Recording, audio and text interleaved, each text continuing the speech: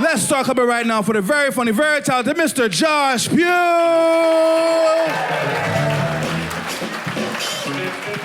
hello. Hello, everybody. Thanks for that welcome. I'm Josh. Big news. I've got a dog. Yeah. He's a good dog.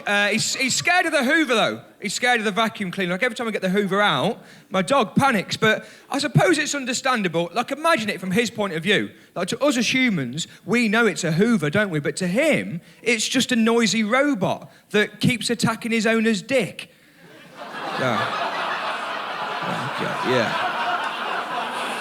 Yeah, it's pretty powerful. Yeah. Bagless, both of us now, actually. I've got a wife as well. Should say that before the dog stuff, really. Very happy. Been together our entire adult life. A part of me wonders, though, sometimes if I've still got it, if I could still attract a woman. Tell you what I mean. The other day I was walking down the street. There's a lady parked up in the car. I thought she's giving me the eye. So, okay, I'll be polite. So I gave her the eye back, and then she locked the car doors. Yeah, didn't trust herself. I've still got it, baby. It's a gift, and it don't leave you, okay? It's good being married. I don't know if anyone else's partner does this, right? But my wife, she loves telling me I've got stuff wrong with me. She loves diagnosing me with stuff. She's not medically trained. That's not stopping her, right? She keeps telling me at the minute that I've got ADHD. That's what she keeps saying to me, Josh, I think you've got ADHD. I think you've got ADHD. Well, I think that's a very arrogant thing to tell somebody they've got if you're not a doctor. Like, break that down for a second. Like, you've told me a story. I've lost interest in that story. And your first thought is that I must have some kind of psychological condition. The arrogance of that, like, can we maybe work on your storytelling skills before we put me on mind-altering medication? Should we try that first? See how we get on?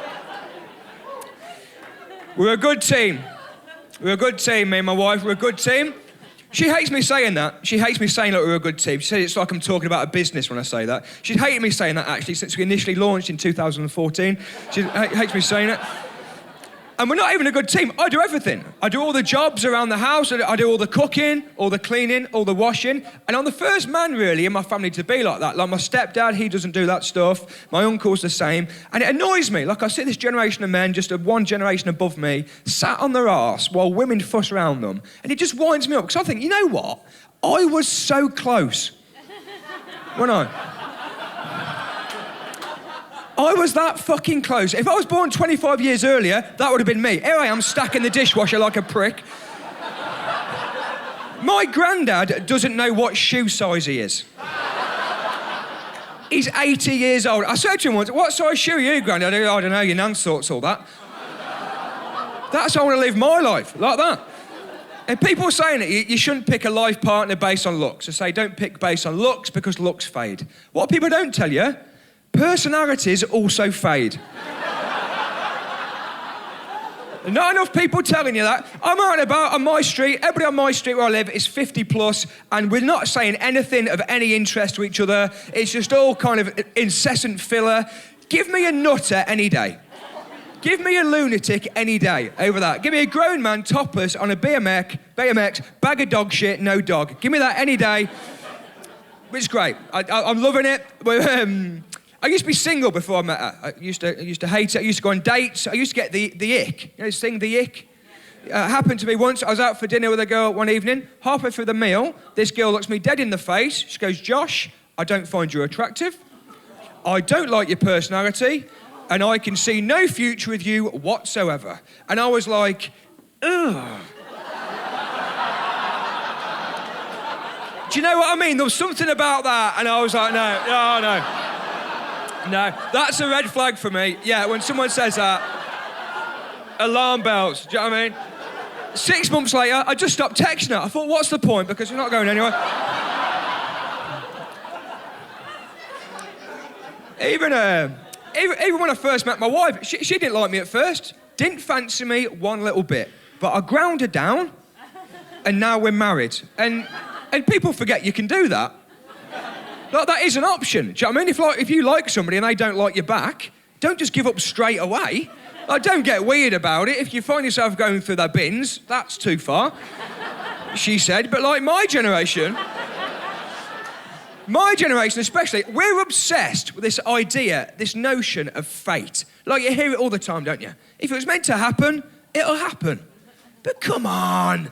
We've got more control over our lives than that. Like, if you're in the supermarket shopping with your kid and your kid wandered off, you'd go and look for it. You wouldn't be like, guess it just wasn't meant to be. Just carry on shopping. You get back, Paul's like, where's the kid? Just didn't work out, yeah. Right person, wrong time. We go again, we move on.